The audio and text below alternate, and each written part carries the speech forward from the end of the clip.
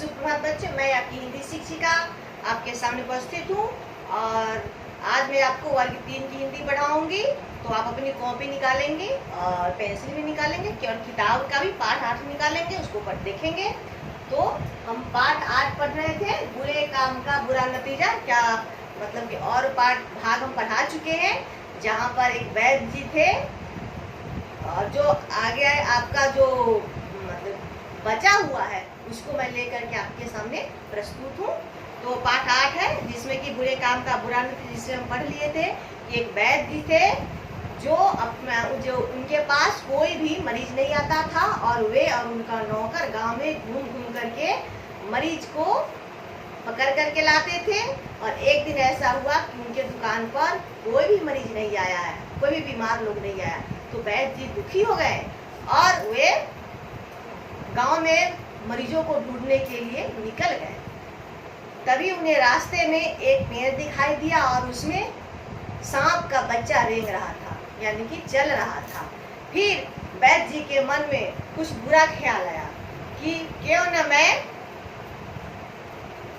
तो उनके मन में बुरा ख्याल आया कि क्यों न मैं इन बच्चों को, इनमें से अगर किसी बच्चे को अगर सांप काट ले तो मुझे उनको चिकित्सा करने का, यानी कि उनको इलाज करने का मुझे मौका मिलेगा और मेरी अच्छी कमाई हो जाएगी। लेकिन वैद्य जी भगवान से डरते थे और वे मन ही मन सोचे कि पहले उनका मन कहा कि ऐसा नहीं करो।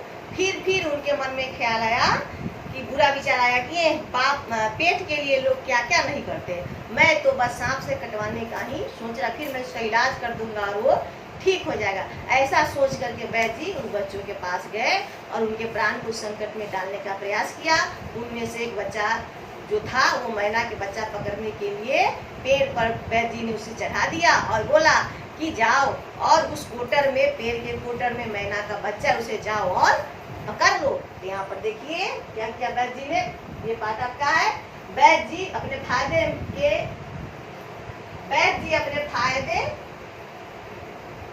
के लिए बालक को पेड़ पर चढ़ाकर मैना का बच्चा पकड़ने के लिए कहा। पर वहाँ क्या था, ऊपर वहाँ सांप था। और यहाँ पर देखिए वैद्य जी की तस्वीर बनी हुई है। वैद्य जी बैठे हुए हैं, जो आप देख जाते हैं डॉक्टर के पास, तो डॉक्टर साहब बैठे रहते हैं ना अपने टेबल के पास, कुर्सी ला करके, चेयर ला, तो वैद्य यहाँ पर बैठे हुए वैद्य जी हैं, जिन्होंने क्या किया था, अपने फायदे के लिए एक बच्चे को प्राण को संकट में डाल दिया। वो बुरा काम किए थे। फिर अब हम आगे पढ़ते हैं। वो जो बालक को वो पेड़ पे चढ़ा दिया और बालक जो था वो क्या किया, पेड़ के कोटर में मैना का बच्चा पकड़ने के लिए हाथ डाला, परंतु उसके हाथ में क्या आ गया, सांप की गर्दन। और जो भी बच्चा उस गर्दन को बाहर निकाला तो वो सांप देखा और सांप देख करके उसको क्या लग गया, बहुत डर लग गया। और वो क्या किया, झटक करके सांप को भीगा कि संजोग से जो सांप था वो वैद्य जी के गले में गिर गया। और वैद्य जी बचाओ बचाओ चिल्लाने लगे, चीखने लगे, चिल्लाने लगे, लेकिन उनके पास कोई उनको बचाने के लिए नहीं गया। और सांप क्या कि वैद्य जी को सर में ही काट लिया और वैद्य जी को काटा सांप और वैद्य जी जमीन पर गिर करके मर गए। उनके मुंह से झाग निकलने लगा। तो देखा बच्चों आपने कि बुरे काम का क्या फल मिला। वो वैद्य जी जो थे वो बच्चों को मारवाना चाहते थे, लेकिन वो सांप जो था वो वैद्य जी को ही काट लिया। तो इस कहानी से आपको क्या शिक्षा मिली कि गलत काम नहीं करना चाहिए और गलत बात किसी के बारे में नहीं सोचना चाहिए।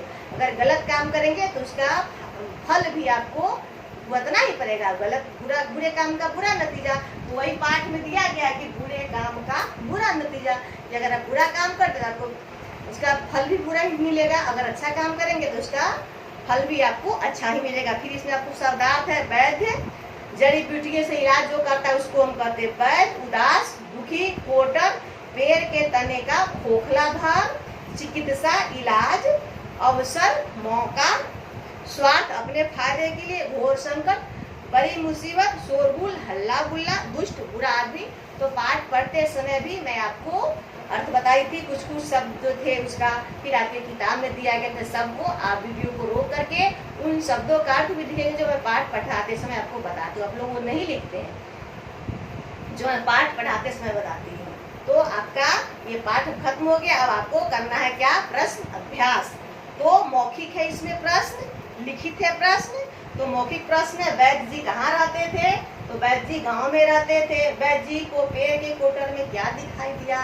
तो वैद्य जी को पेड़ के कोटर में सांप रेंगता हुआ चलता हुआ, रेंगना का अर्थ होता है चलना, चलना। तो सांप चलता हुआ दिखाई दिया। वैद्य जी ने किसके जीवन को संकट में डाल दिया? तो वैद्य जी ने एक बालक के जीवन को संकट में डाल दिया। आगे है लिखित, वैद्य जी का नौकर क्या करता था? वैद्य जी का नौकर जो था वैद्य जी के लिए मरीज को पकड़ करके लाता था। वैद्य जी कभी कभी क्या करते थे? तो वैद्य जी भी कभी कभी मरीजों की खोज में निकल पड़ते थे। वैद्य जी ने कोटर से मैना बच्चा निकालने के लिए बालक से क्यों कहा?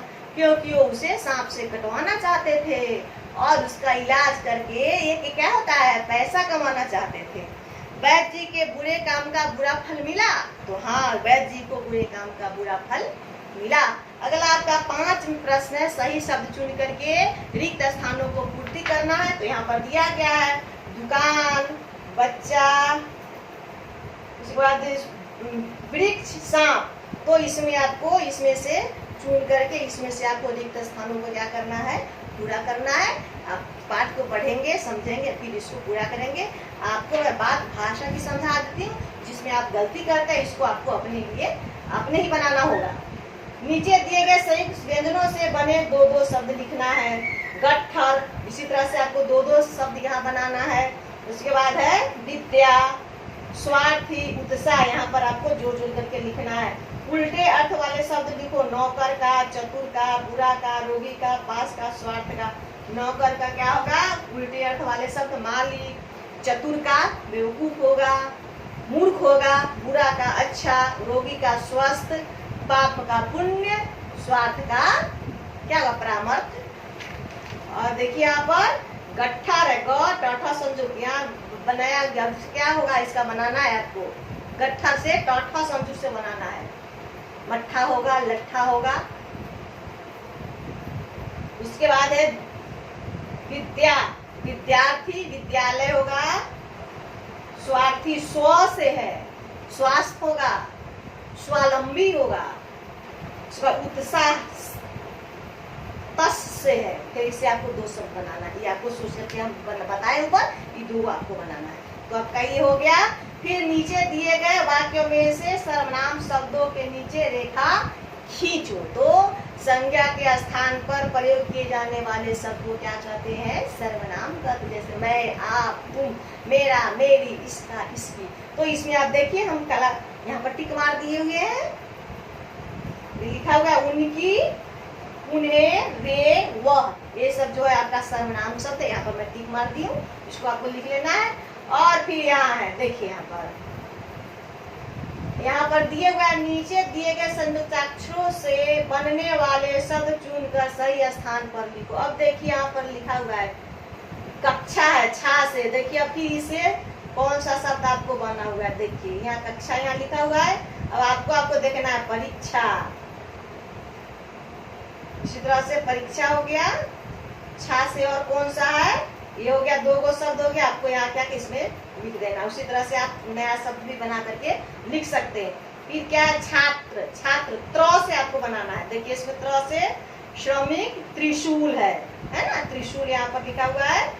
इसी तरह से आपको फिर इसमें ढूंढना है कि त्र से कौन सा, छात्र, छात्र यहाँ पर लिखा। फिर इस तरह से आप नया शब्द बना करके और लिख सकते हैं, और इसे ढूंढ करके भी आपको लिखना है। हो गया ये पाठ आपका। तो इसी के साथ मैं अपनी आज की ऑनलाइन कक्षा को समाप्त करती हूँ। और आप जो कहानी पढ़े, बुरे काम का बुरा नतीजा यानी कि बुरा फल, तो इस बात को अपने दिमाग में रखेंगे कि कहीं बुरे काम करने का नहीं सोचेंगे। इस कहानी से ही शिक्षा मिली। फिर खत्म करती हूँ, तब तक के लिए धन्यवाद।